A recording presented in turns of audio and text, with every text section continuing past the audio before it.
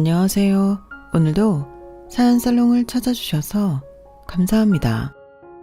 저는 중학생이 된 딸아이와 새롭게 시작하는 마음으로 첫 해외여행을 하고 돌아온 30대 여성입니다. 저희 모녀가 신중하게 고른 첫 해외여행지는 하와이였어요. 에메랄드빛 바다, 웅장한 산맥, 거기다 화려한 쇼핑거리가 있고 365일 날씨도 완벽하고 게다가 저희 딸이 수상 스포츠를 하고 싶어 했거든요. 저는 무섭기만 하던데 스노우쿨링부터 서핑까지 딸은 혼자서 잘 즐기더라고요. 거기서 만난 한국인 아이들하고도 금방 친해졌고요. 그런 모습을 보면 딱 자기 아빠예요. 하지만 이번 여행은 앞서 말씀드렸듯 저와 딸 단둘이 새로 시작하는 마음으로 다녀온 거였어요. 그게 무슨 말이냐면요. 제가 올해 뜨거운 여름이 오기 전 14년의 결혼 생활을 정리하고 돌싱이 되었거든요. 쉽지 않았던 저의 이혼, 한 문장으로 설명드리면 요구는 남편이 했으나 결정은 제가 한 이혼이었어요. 처음에 저는 이혼을 생각지도 않았어요. 이혼을 할 생각이었다면 미쳤다고 10년이 넘는 남편이 수험생활을 뒷바라지 했겠어요. 맞아요. 남편은 오랜 시간 수험생이었어요. 겨우 10년 만에 7급 공무원이 되었죠. 물론 10년 내내 도전한 건 아니에요. 중간에 3년 정도 포기하고 방황도 했어요. 뭐 그래봤자 장수생이지만요. 그럼에도 전 남편을 포기하지 않았어요. 남편 대신 생활비를 벌며 가정을 유지하기 위해 노력했죠. 그런데 남편은 7급 공무원이 되더니 태도가 변했고 결국 이혼을 요구했어요. 그래서 제가 가진 카드를 꺼내들자 두 손 두 발 싹싹 풀며 제게 사과하더라고요. 하지만 뱉은 말 주워 담을 수 없잖아요. 그래서 저는 소송하겠다는 남편을 짓밟고 합의 이혼을 했어요. 그리고 남편을 짓밟는 데엔 저희 친정아빠와 시어머니가 큰 도움이 되었어요. 제가 꺼내든 카드가 무엇이었는지 그리고 아빠와 시어머니는 어떤 도움이 되었는지 궁금하시죠? 지금부터 차근차근 말씀드릴게요. 저는 막둥이로 태어났어요. 아빠가 38에 저를 봤거든요. 그리고 저에겐 위로 10살 차이가 나는 오빠가 있었어요. 사실 저희 부모님은 저희 아빠는 크게 육류를 유통하고 가공하는 회사를 운영했는데 직원이 50명이나 되고 평균 매출이 1,500억 원의 중견기업이었어요. 그래서 일이 너무 바빠 둘째를 가질 생각도 못했대요. 그렇게 10년이 흘렀어요. 사업은 비교적 안정화가 되었고 그래서 둘째를 준비하다가 제가 생긴 거죠. 10년 만에 생긴 아이니 저희 집에서 저를 얼마나 곱게 키웠겠어요? 말도 못하죠. 저는 공주님처럼 컸어요. 더군다나 제가 오빠처럼 영리했거든요. 하나를 배우면 열을 알았죠. 그래서 아빠의 사랑을 한 몸에 받았어요. 우리 딸은 날 닮아서 참 머리가 좋아. 벌써 한글을 읽고 엊그제는 그 어린 놈이 구구단을 9단까지 깨우치더라니까. 그 고사리 같은 손으로 연필을 잡고 구구단을 쓰는데 내가 어찌나 뿌듯하던지. 내가 서울대를 나왔잖아. 우리 집안이 다 학벌이 좋아. 우리 아들도 명문대 준비하잖아. 아마 우리 딸도 그럴 것 같아. 아니 해외로 가려나? 뭐 나도 건실한데 못 보내줄 거야 없지. 아유 장 사장은 좋겠어. 아들이 지금 과학고 다니지? 그래서 영리하다는 건 익히 알았는데 딸까지 그렇단 말이야? 자네는 참 복도 많아. 이러다 둘 중에 후계자 되겠다고 싸우는 거 아니야?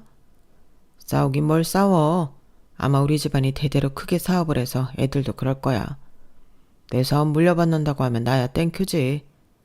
그런데 내가 볼 땐 아마 자기들 사업한다고 할 것 같아. 어린 것들이 얼마나 야망이 큰지 내가 아주 곤란하다니까. 곤란하다면서 웃기는? 자네 지금 기분 좋은 거 땅도 하늘도 다 알겠다.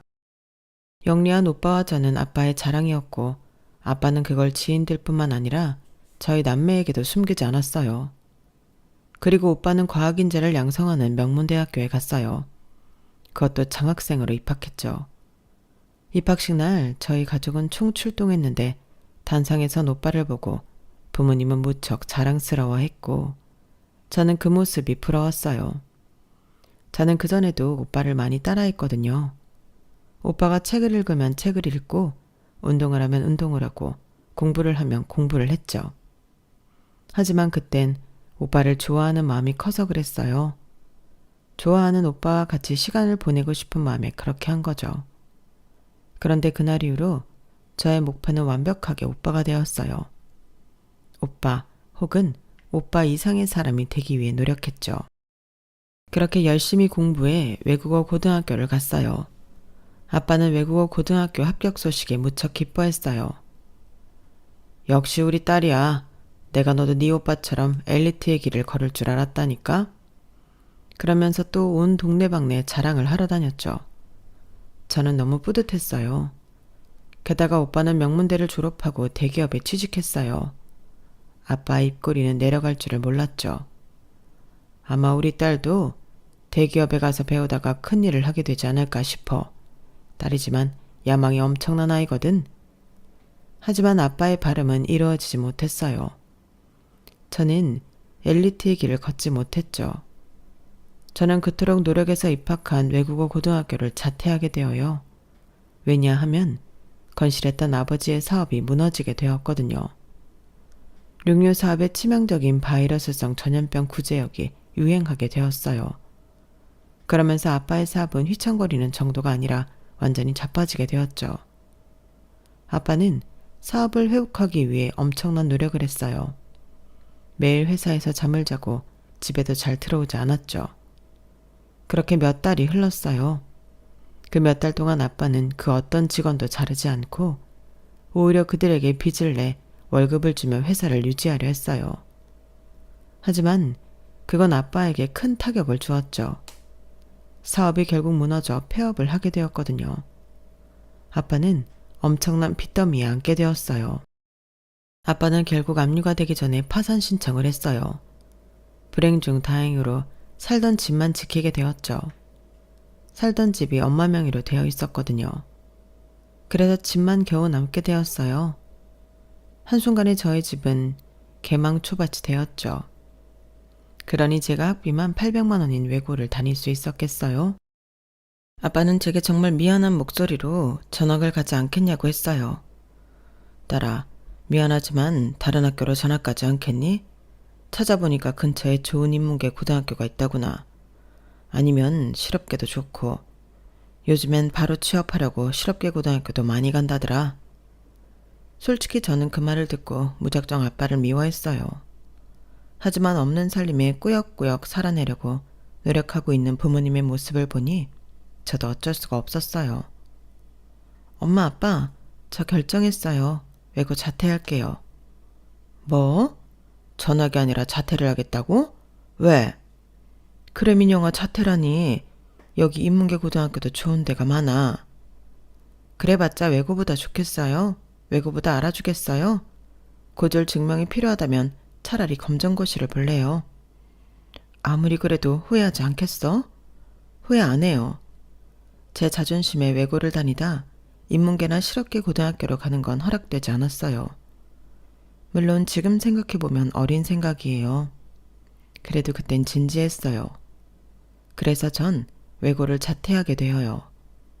그리고 대기업에 다니는 오빠는 해외로 도주했어요. 언제부터인가 연락이 되지 않더니 어느 날에는 해외 로밍 서비스로 연결되더라고요.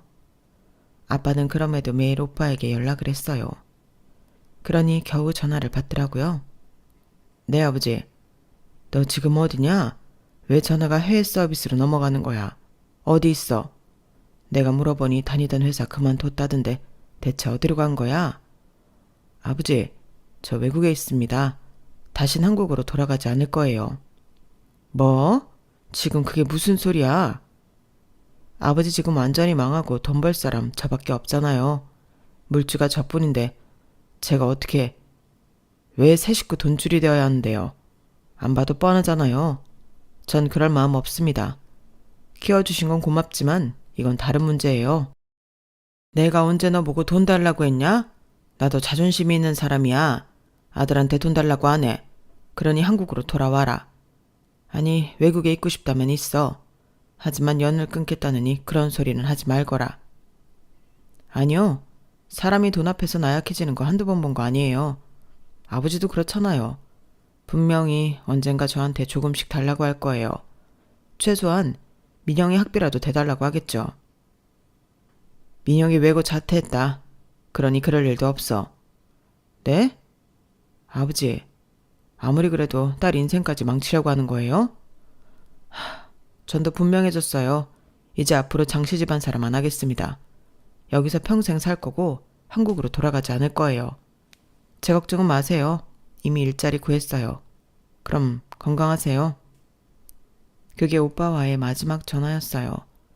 그렇게 오빠는 저희 집 식구가 아니게 되었죠. 자퇴를 한 저는 생활비를 벌기 위해 아르바이트를 시작했어요. 중졸이 할 수 있는 아르바이트는 한정적이어서 카페와 PC방에서 일을 했어요. 아르바이트를 하면서 가끔 외국에서 사귄 친구를 만날 때도 있었어요. 하지만 늘 기분이 좋지 않았어요. 너희 집 망했다더니 정말 쫄딱 망했나 보구나. 안 그래도 엄마가 너 만난다니까 만나지 말라고 하더라. 돈 빌릴 수도 있다고 하면서. 맞아. 고작 학비 때문에 자퇴할 정도면. 물론 네 생각해서 빌려줄 수도 있지만 우리의 우정을 생각하면 그러면 안 되지. 빌려달라고 안 해. 나 아르바이트해서 돈도 벌고 있는데 뭘. 그깟 아르바이트 좀 한다고 우리 용돈만큼 벌겠어? 얼마나 버는데? 그건 알 것 없고. 그런데 학교에서 소문 다 난 거야? 나 왜 자퇴했는지? 당연하지. 지역신문에 기사까지 났는데 모르는 게 이상한 거고 그간 다 모르는 척 해주는 거지. 그래서 너희 아빠는 지금 뭐 하시는데? 막노동이라도 하셔? 아니, 아직 사업 실패한 트라우마가 있어서 지금은 집에서 쉬고 계셔. 뭐? 트라우마? 야, 아무리 그래도 아빠가 그래도 되냐? 그럼 니넨 뭐 먹고 살아? 지금 네가 아르바이트 하는 걸로? 그거랑 엄마가 이모 가게에서 일해. 이모가 뭔 일 하는데? 청소사업 하셔. 청소사업? 건물 청소해 주는 거? 거기서 일 도와주면서 돈 벌고 계셔. 진짜 웃긴다. 그럼 거기서 파출부도 해? 안 그래도 우리 엄마가 파출부가 하던데. 한번 소개시켜줘봐. 친하다고 생각한 친구들 틈에서도 저는 조롱의 대상이었고 저는 괴로웠어요. 주눅 들고 위축되었죠. 그래서 점점 친구들을 만나지 않게 되었고 혼자 고립되었어요. 그러자 아르바이트 하는 곳에서도 실수가 잦아졌어요. 사장에게 자주 혼났죠. 그때 저를 보듬어준 한 사람이 있었어요. 그 사람은 같이 카페에서 아르바이트를 하는 4살 위 대학생으로 제가 아르바이트를 시작하기 전부터 그곳에서 일을 해왔어요. 하지만 곧 군대를 갈 예정이어서 같이 일할 시간이 얼마 남지 않았죠. 하지만 저는 그 사람을 좋아하게 되었어요. 제가 먼저 고백을 하자 곧 군대를 갈 것이라며 거절하더니 그러면서도 저와 거리를 두지 않더라고요. 그래서 이럴 거면 사귀든지 아니면 모르는 사이처럼 해달라고 그랬죠. 정말 군대 기다릴 수 있겠어? 내가 너무 미안하잖아. 어차피 만나고 싶은 사람도 오빠 말고 없어요. 그렇게 저의 열렬한 사랑에 저희는 사귀게 되었고 사귄 지 2달 만에 남자친구는 군대에 갔어요. 저희는 2년 동안 하루도 빠짐없이 편지를 주고받으며 사랑을 확인했고 제대 후 평범한 연애를 했어요. 하지만 그 평범한 연애도 오래가지 못했죠. 남자친구가 제대를 한 지 6개월도 되지 않아 제가 임신을 하게 되어요. 그리고 제 임신 사실을 처음 눈치챈 사람은 저희 엄마였어요. 너 요새 잘 못 먹는다? 계속 잠만 자고. 그러게 몸이 안 좋네. 일을 많이 해서 그런가? 나 아르바이트 시간 늘렸잖아. 너 혹시? 아니다. 설마 그럴 리가 있겠어? 엄마는 아니다 하더니 어느 날 저 몰래 방에 임신 테스트기를 놓고 갔어요. 저도 혹시나 하는 마음에 확인했죠. 그런데 2줄이더라고요. 저는 며칠 동안 엄마에게 말하지 못하다가 엄마가 추궁해서 겨우 말을 꺼냈고 그땐 남자친구에게도 말하기 전이었어요.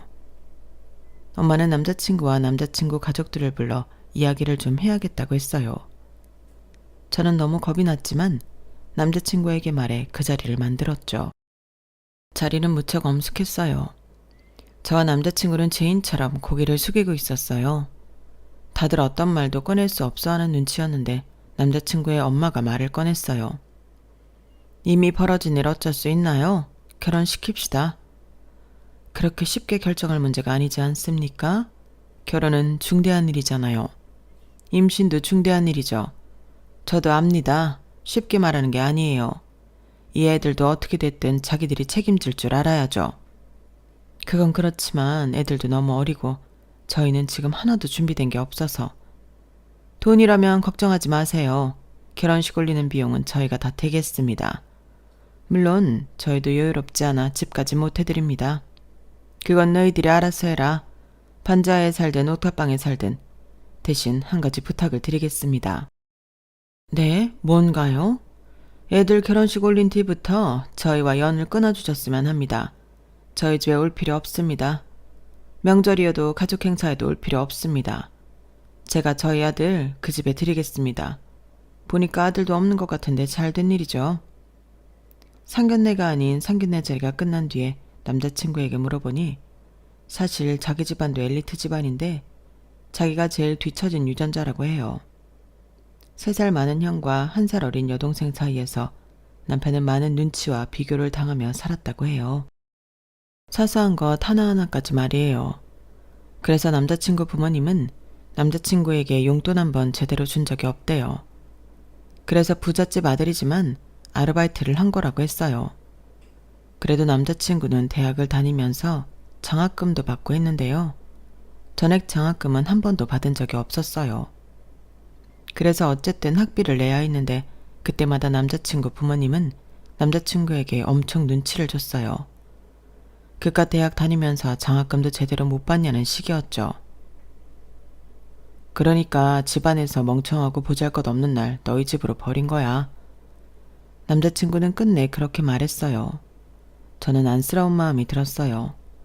그리고 몇 개월 뒤에 저희는 결혼식을 올렸어요. 저희 부부는 집을 구할 형편이 될 때까지 친정에서 살게 되었죠. 34평의 집에서 아이까지 5식구가 살게 되었어요. 그리고 남편은 대학교를 자퇴하고 7급 공무원 시험을 준비했어요. 남편은 정말 열심히 준비했어요. 아르바이트도 하지 않고 정말 공부만 했어요. 남편의 공부를 위해 친정엄마는 옷장으로 쓰던 방을 남편의 공부방으로 개조해줬어요. 남편은 하루 종일 공부를 했어요. 아이가 태어난 뒤에도 아이를 전혀 돌보지 않았어요. 하지만 전 서운하다거나 속상하지 않았어요. 오히려 고생하는 남편에게 도움이 되고 싶어서 최대한 남편에게 피해가 가지 않도록 행동했죠. 하지만 남편은 연달아 떨어졌어요.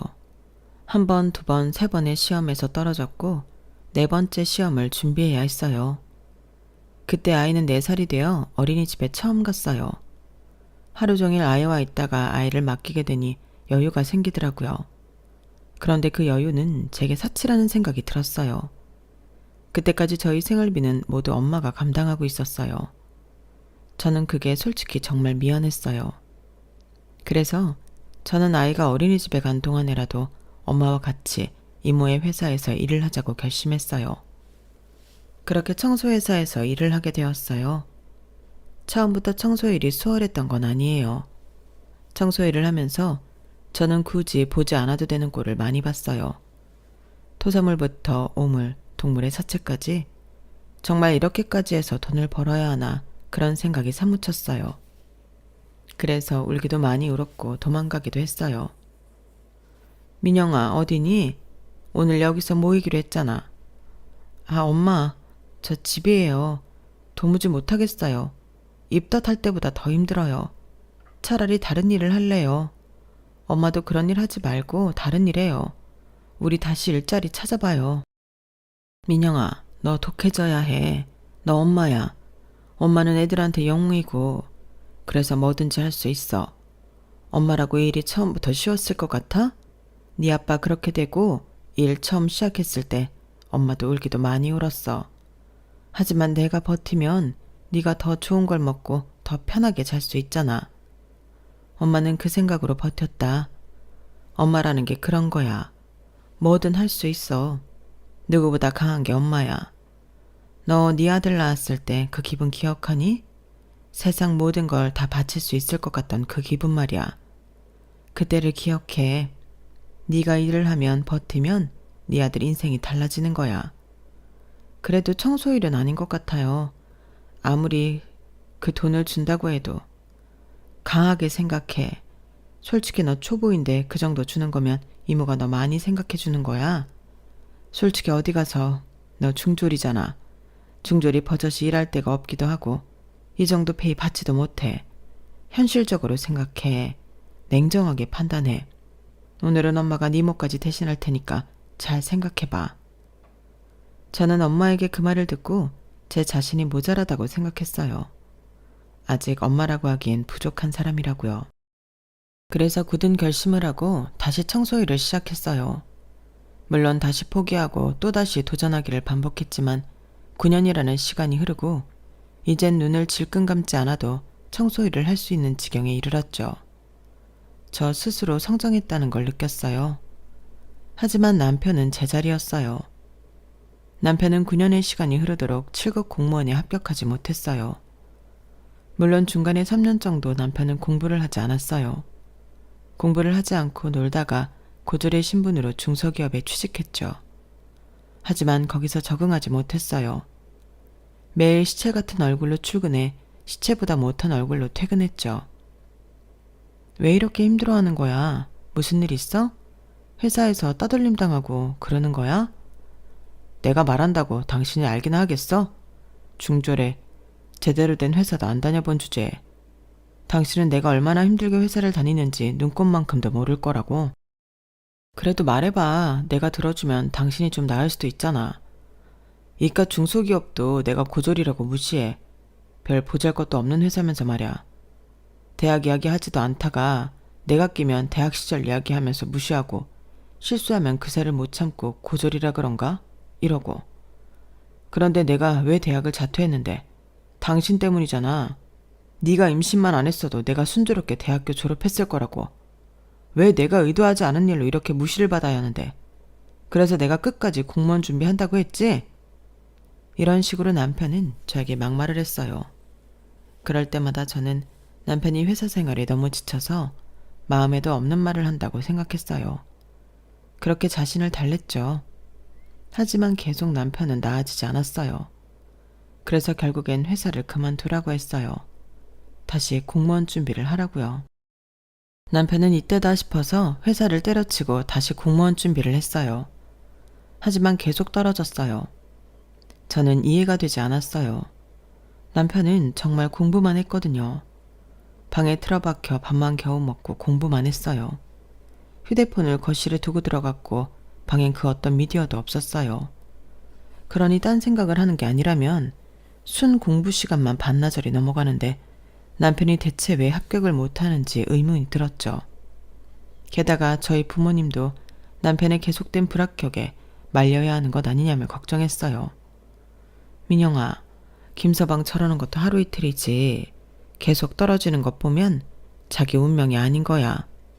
다들 2, 3년이면 붙는 시험이라는데 그러니까 네가 잘 말해서 포기하게 만들어라. 언제까지고 너만 벌어서 새 식구 먹여 살릴 수도 없잖니? 그래 딸, 저렇게 죽어라 공부하는데도 안 되는 거면 네 엄마 말대로 운명이 아닌 거야. 아니면 아빠가 대신 말해줄까? 남자 대 남자로 말이야. 아니에요. 아빠가 말하면 오히려 더 반감될 거예요. 걱정해주는 마음 잘 알아요. 걱정시켜드려 죄송하고요. 제가 잘 말해볼게요. 그래서 저는 남편에게 용기 내어 공무원 준비를 그만할 수 없겠냐고 물었어요. 그러자 남편이 울더라고요. 닭똥 같은 눈물을 뚝뚝 흘리면서 한 번만 기회를 달라고 하더라고요. 나한테 한 번만 기회를 줘. 올해까지만, 딱 올해까지만 해볼게. 올해도 떨어지면 나 다시는 공무원 시험 준비한다고 설치지 않을게. 나도 정말 붙고 싶어. 붙어서 너랑 우리 아들 호강시켜주고 싶어. 이제껏 당신이 나 때문에 고생한 거 다 알아. 아는데 조금만 더 고생해줄 수 없을까? 나 올해는 정말 잘 될 것 같아. 공부도 잘 되고 올해 시험 봤으니 대충 어떻게 나올지도 예상이 돼. 느낌이 좋다니까? 그러니까 이번 한 번만 더 기회를 줘. 나 정말 잘해볼게. 남편의 애원에 저는 마음이 약해졌어요. 그래서 저는 절에 가서 소원을 빌며 소원 촛불을 켜고 왔어요. 그리고 저의 간절한 소원이 닿았을까요? 남편이 7급 공무원 시험에서 합격을 했어요. 남편은 그로써 7급 국세공무원이 되었어요. 저는 너무 기쁘고 속이 시원해서 엉엉 울었어요. 그리고 이제껏 모은 돈으로 남편에게 비싼 양복을 사줬어요. 그리고 남편은 세무서에 첫 출근을 했어요. 기쁜 표정으로 출근을 하는 남편의 모습을 보는 일이 너무 즐거웠어요. 저희 부모님도 한시름 놓으셨고요. 저희 가족에게 이제 앞으로 행복만 찾아올 것 같았어요. 하지만 이상하게도 행복은 길지 않았어요. 남편이 자주 회식을 했어요. 원래 세무서에서 회식이 그렇게 많은지 모르겠지만 워낙 집에 일찍 귀가하던 사람이 새벽에 들어오는 일이 잦았죠. 남편은 이전에 회사를 다닐 때도 회식이 있었는데 그때는 11시가 되기도 전에 집에 들어왔거든요. 요즘 회식이 많나 보네. 그런데 회식이 왜 이렇게 길어? 그래도 당신은 내 아빠인데 좀 일찍 보내줘야 하는 거 아니야? 이 사람이 사회생활을 너무 모른다니까. 신입이 어떻게 상사보다 일찍 가냐? 그럼 욕먹어. 요새 애처가는 칭찬이 아니라 욕이야. 뭘 모르네. 그래도 당신 전에 회사 다닐 때는 일찍 집에 들어왔잖아. 그땐 어차피 그만둘 회사니까 그랬던 거고 지금은 내 남은 청춘을 다 걸 회사니까 맞춰가야지. 당신은 내가 일찍 승진하면 좋은 거 아니야? 내가 요새 얼마나 촉망받는 직원이라고. 촉망받는 직원인 건 알겠는데 그래 나도 당신이 일찍 승진하면 좋지.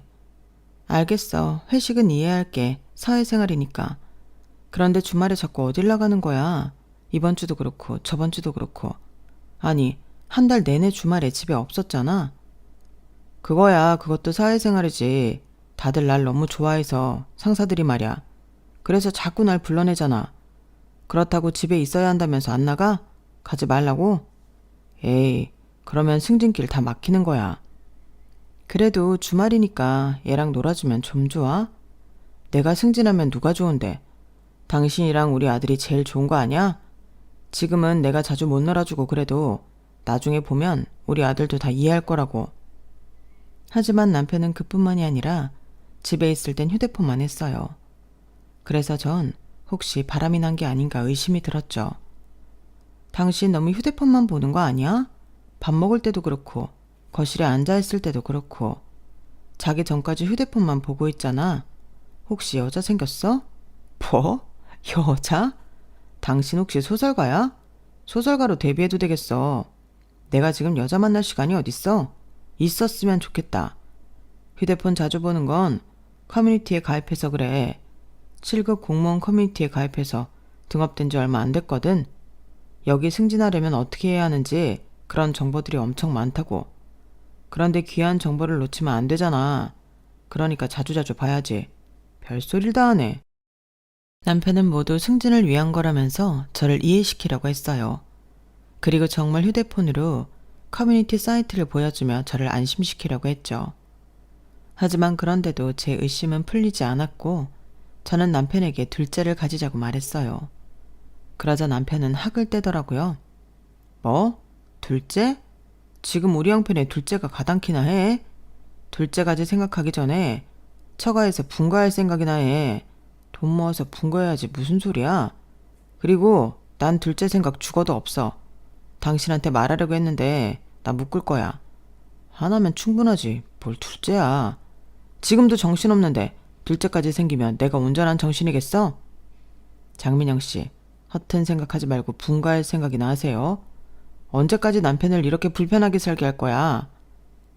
남편은 처가살이 하는 것에 대한 불만을 이젠 대놓고 표현했어요. 그러면서 한 번도 그런 적이 없었는데 반찬 투정을 하질 않나? 저희 부모님이 뭘 물으면 대꾸도 잘 안 하고 제가 저희 부모님에 대해 부탁이라도 하면 하기 싫다고 대놓고 말했죠. 게다가 저희 부모님을 비난하기도 했어요. 밥은? 아, 우리 방금 들어왔어. 이제 준비할 거야. 김서방, 배고프나? 잠시만 기다려. 금방 차려줄 테니까. 아, 장모님, 손은 2번 씻으세요? 어? 방금 일 갔다 왔잖아요. 뭘 만졌을 줄 알고요. 음식엔 항상 청결이 중요하잖아요. 그러니까 2번 씻어야죠. 뜨거운 물로 씻으세요. 세균 다 박멸하게. 남편은 청결을 강조하며 그런 말을 했어요. 그리고 남편은 아빠가 사업 망한 데엔 이유가 있다고 말했죠. 장인어른이 사업비 실패한 건 이유가 있다니까. 아니 지금 육류 사업 실패한 지 10년이 지났는데 아직도 저렇게 피해자 코스프레를 하면 어떡해?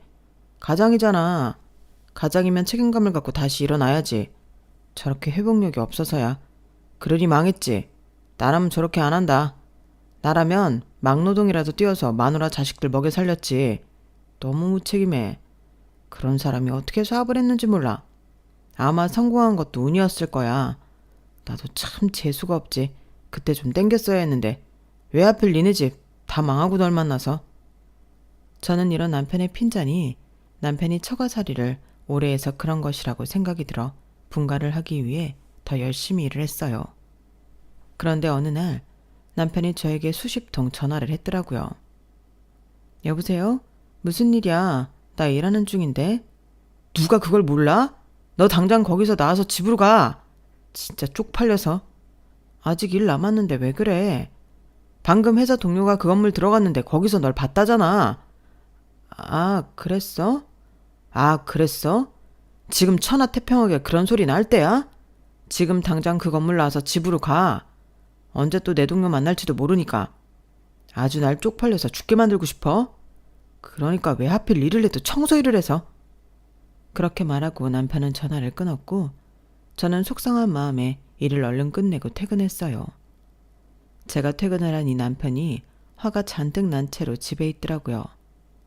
애써 무시하고 화장실로 들어가려는데 남편이 10원짜리 욕을 했어요. 당신 지금 뭐라고 그랬어? 왜? 뭐? 지금 내가 당한 수치와 모멸에 비하면 티끌도 아닐 텐데? 대체 뭐가 수치고 뭐가 모멸인데? 네 존재 자체가 나한테 수치고 모멸이야. 언제까지 그 일 할 거야? 당장 때려치워. 그리고 장모님도 그만두라 해. 당신이 이래라 저래라 할 수 있는 문제가 아니거든. 그리고 당신이 공부한다고 돈 한 푼도 못 벌 때 우리가 뭐 때문에 먹고 살 수 있었는데 이 일 해서 그나마 먹고 살 수 있었던 거잖아. 당신이 공부만 할 수 있었던 것도 우리 엄마가 이 일해서 그런 거잖아. 그런데 지금 와서 뭐? 수치고 모멸이라고? 장난쳐? 지금 당신이 있는 자리에 어떻게 올랐는데 누가 은혜 갚으라고 그랬어? 적어도 이런 대우는 하지 말아야 할 거 아니야. 아, 그래. 나 때문이다. 나를 위해서 그런 거다. 그러니까 이해를 해야 한다. 웃기는 소리 하지 마. 네가 중졸이라서 이따위 일하는 거지. 그게 왜 나 때문이야. 어떻게 이 집 구석은 정상적인 게 없어. 무책임한 아빠의 청소일하는 엄마의 중졸인 딸에 집안 망했다고 도망간 아들에. 우리 집에 대해서 그렇게 말하지 마. 다들 최선을 다해서 살고 있어. 최선을 다해? 그러면 10년도 더 지난 지금 회복을 했어야지. 지금 너희 집이 가진 게 34평 이 집밖에 더 있어? 너희 가족이 살았던 시절은 반짝이야. 잠깐이라고. 그게 너희 가족 운명이야. 아휴, 말하다 보니 질린다. 너희 집안 참 질려. 그냥 이혼하자. 뭐? 이혼? 당신 진짜 왜 이래? 이 정도 결혼 생활 했으면 앞으로의 미래가 딱 보이잖아. 사이즈 나오잖아. 더 볼 것도 없어. 이혼해. 남들은 처가 덕에 승진도 빠르던데 나는 그럴 일도 없고. 어디서 그러는데? 요즘 그런 데가 어딨어? 커뮤니티에 다 나와 있어. 처가 덕에 승진한 사람이 한둘이 아니더라.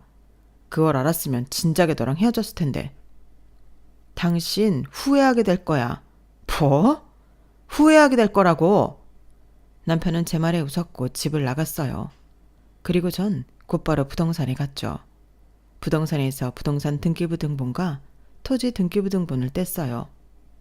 제가 왜 이런 걸 뗐냐고요?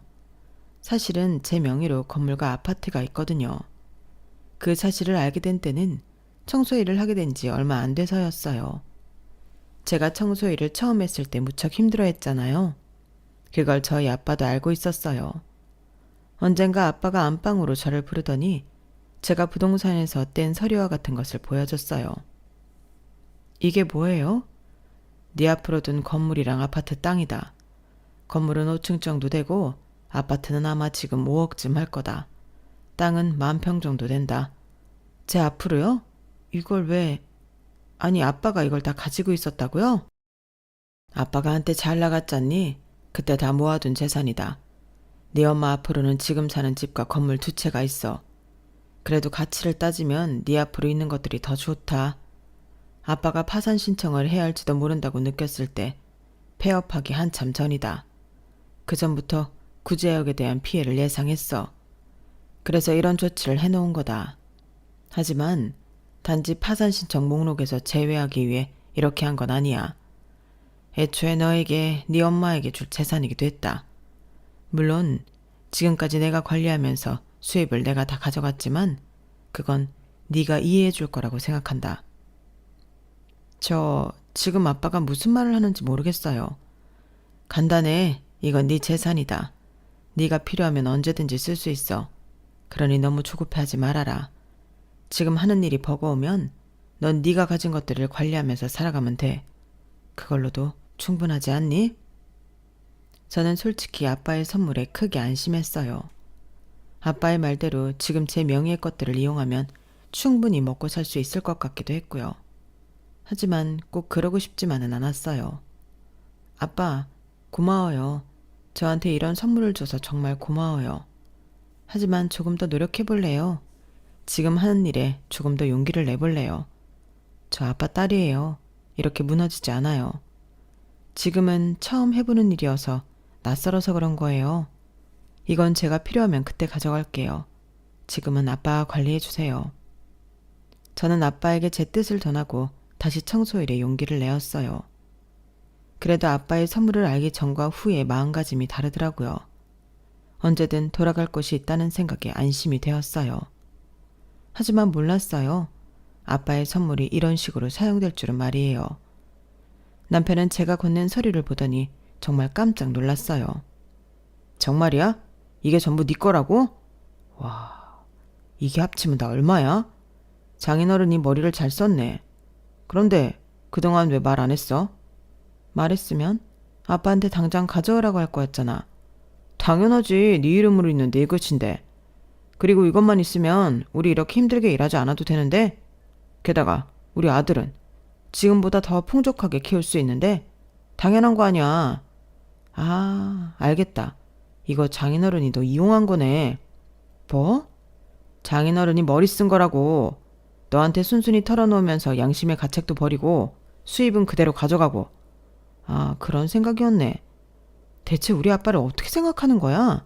세상 사람들이 다 너 같은 줄 알아? 그게 아니면 이 상황을 뭐라고 설명해야 해? 순진한 거야, 멍청한 거야. 이 어마어마한 걸 눈앞에서 놓치고 있고 말이야.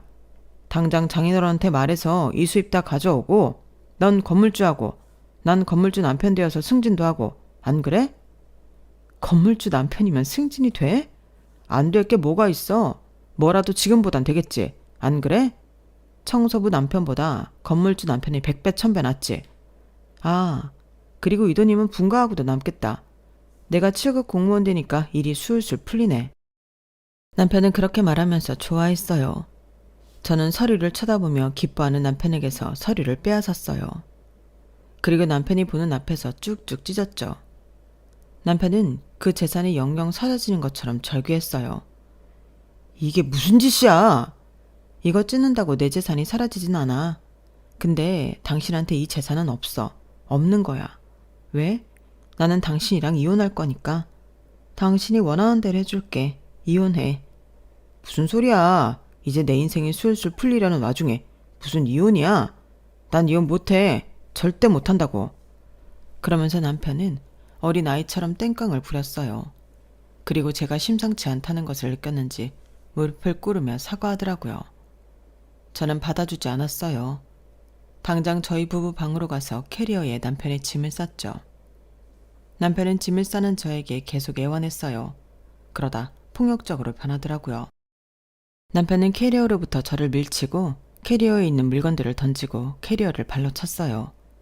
그러면서 남편의 분노 게이지는 점점 더 상승했고 이내 저를 때리려고 했죠. 그때 남편의 휴대폰으로 전화가 왔어요. 남편은 확인하더니 무척 당황하더라고요. 누군데? 엄마. 남편은 당황하며 안절부절 못했어요. 그러다 전화를 받았죠. 오랜만이구나. 잘 지내니? 휴대폰 너머로 시어머니의 목소리가 들렸어요. 네, 잘 지냈죠. 어머니도 잘 지내시죠? 우린 잘 지낸다, 무탈하게. 너 이혼한다며? 네? 아니요. 어디서 그런 소리를 들으셨어요? 아니에요. 제가 이혼을 왜 해요? 이혼해라, 합의해서. 며느라기 재산엔 손도 대지 말고. 그렇게 하면 집으로 와도 좋아. 집에서 지내게 해주마. 길바닥에서 족보도 없는 개처럼 지내고 싶으면 소송해라. 네? 그런데 재산은 어떻게 하셨어요? 사실은 저 시댁 식구 중 시어머니와는 연락을 계속 주고받고 있었어요. 북면 상견례에서 시어머니가 남편을 버리겠다고 말했지만 사실은 시어머니도 엄마인지라 남편이 걱정되었던 모양이에요. 어떻게 제 전화번호를 알았는지 결혼식 이후 전화가 왔어요. 나 선호 애미 되는 사람입니다. 지금 통화 가능한가요? 옆에 선호는 없었으면 싶은데. 아, 지금 저 혼자 밖에 나와 있어요. 괜찮습니다. 상견례 자리에서 그렇게 냉정하게 말해놓고 먼저 연락을 해서 미안하게 생각해요. 내가 이렇게 연락을 한 건 다름이 아니라 우리 아들이 모자라고 부족해도 옆에서 잘 지켜주고 보듬어주길 부탁하고 싶어서예요. 선호 씨 부족하지 않아요, 어머님. 충분히 좋은 사람이고 보시다시피 책임감도 있는 사람이에요. 좋은 남편이 될 거예요. 좋은 아빠가 될 거고요. 그렇게 생각해준다면 고마워요. 볼 때마다 느꼈지만 우리 아들이 좋은 신부감을 얻었네요.